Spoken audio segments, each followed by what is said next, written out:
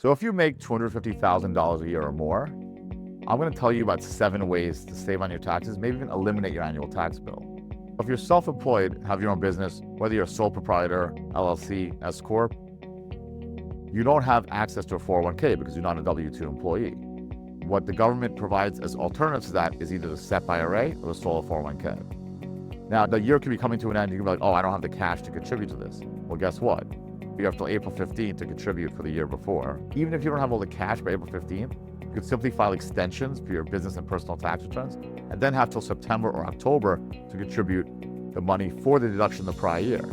So this all comes into year-end tax planning and looking where you are towards the end of the year, and then planning ahead so you don't lose out on this major deduction and to save money for your retirement. Number 2, if you have children that you can hire in your business, you have to check state and local laws before you set this up. Workers' comp, disability, how much you have to pay them, how many hours they can work. All those things are very important, right? The money you pay your children can be contributed to a Roth IRA or traditional IRA. Not only are you getting deduction on your taxes, but you're putting away money for your kids for their eventual retirement or for a rainy day when they possibly need the money. Number 3 is what I call a no-brainer. The Backdoor Roth IRA is something that the government created for people who can't contribute to a regular Roth IRA, that make too much money to do that. They just have to do it through a backdoor way, which all it means is setting up a traditional IRA, contributing it to the traditional IRA, and then moving it over to the Roth IRA. Doesn't seem that efficient, and it's actually not, but it's just the way the government has it go now. So by setting all this up and contributing this money, you're not getting a deduction now, but it's growing completely tax-free. So whenever you're ready to retire, 60, 65, 70 years old, you go into this Roth, you take out the money, no income tax whatsoever, 0 income tax from withdrawing from the Roth IRA. So again, no deduction now, but trust me, the benefits later are going to be worth millions. If you've ever looked into saving for your kids' college, you've probably heard of a college savings 529 plan. There's no federal deduction for this. There's only possibly a state deduction, depending on what state you live in. But so not only may you get a deduction, but it grows tax-free for college as long as you take out the money and use it for a qualified US-based educational institution, comes out tax-free.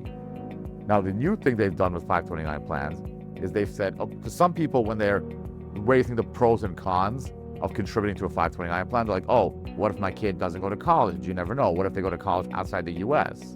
What the government did to alleviate those concerns is they've made it so you convert contributions to a 529 plan over to a Roth or some other retirement products so you don't lose out on that deduction and don't have to pay the penalties in case you don't use it for your kid's college. The last 2 items on our list of saving you taxes or maybe even eliminating a tax bill are 2 insurance products. The first one is called a VUL, a Variable Universal Life Insurance Policy. Not only is it a tax-saving tool, it basically grows tax-free like a Roth IRA does, but any contributions you put into it, if you take them out later on instead of using the full death benefit, that money comes out tax-free as long as you fulfill the requirement, the number of years, things like that. You can also borrow against it at a very low nominal interest rate, which of course when interest rates are higher, very valuable. You're not only setting up something that grows tax-free, you're also setting up your own bank. That's why they call it infinite banking. Finally, number 7 on the list is something called private placement life insurance. The general concept of private placement life insurance is by placing assets into the insurance policy, you're sheltering them from capital gains taxes.